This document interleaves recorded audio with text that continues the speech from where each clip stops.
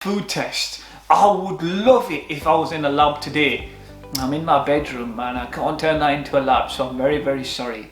But hopefully by the end of this lesson you'll know what you need to do in order to test for different foods. First thing I'd like you to do is write down these, okay, and write down next to them whether they're true or false. Now we'll start off. Carbohydrates contain a store of energy. True or false? It is true. Well done. Proteins are used for growth and repair. True. Well done if you got that right. Meat contains no protein. That's false.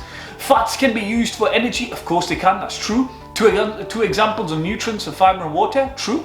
Fats are found in foods like butter, milk and egg. They are indeed true. Butter is full of fat, and so is the full fat milk. That's got a lot of fat in it. And eggs, the middle bit, the cholesterol bit, contains the fat, right? Okay, so what I'd like you to do is I'm going to be talking how we test for different foods. Okay, so how do we test for starch, glucose, protein and fat? That's what we're going to be looking at. The greaseproof paper you can use for fat. You know when you order like some takeaway, you see the grease, you can tell it contains fat. Now the test for starch is if you add iodine and it goes blue or black, that means it contains starch. If it doesn't, it'll just remain that kind of like an orangey brown colour. Test for sugar. Okay, get your substance, add some Benedict solution, put it inside a water bath or heater up for about 5 minutes. If it turns orange, it contains sugar. If not, it'll just remain blue, and so it doesn't contain any. The Sudan 3 test is the test for fat, or you can do the greaseproof paper. If it goes red, it contains fat. Now, the test for protein is by using something called biorate solution.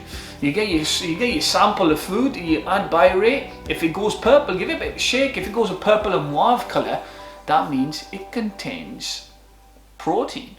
Okay, so you can...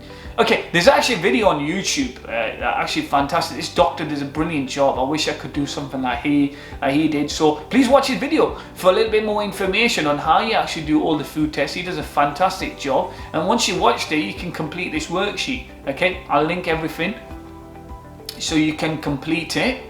It's very important that you understand the food test, because they do like cropping them up in exams.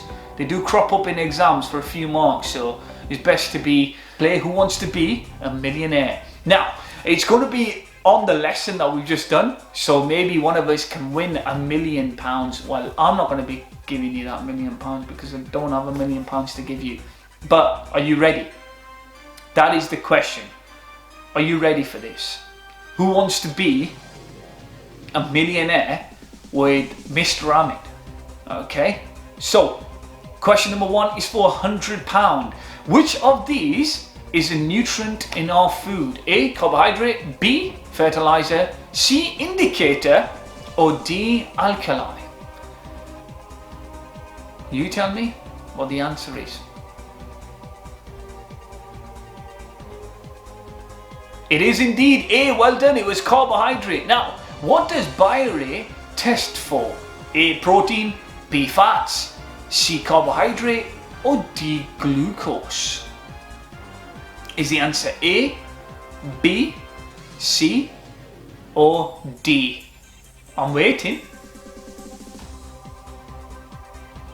So again, what does biorate test for? Indeed, it was protein. Well done. Now for 250,000, what does iodine test for? A, glucose, B, fat, C, carbohydrate, or D, starch?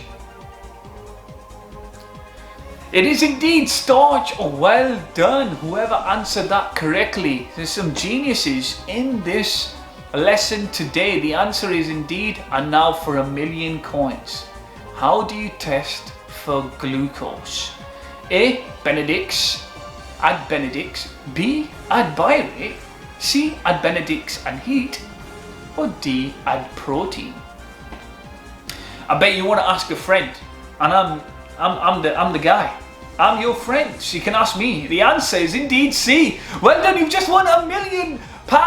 What are you going to do with your money? Give it to me. Thank you very much for attending this lesson. Goodbye.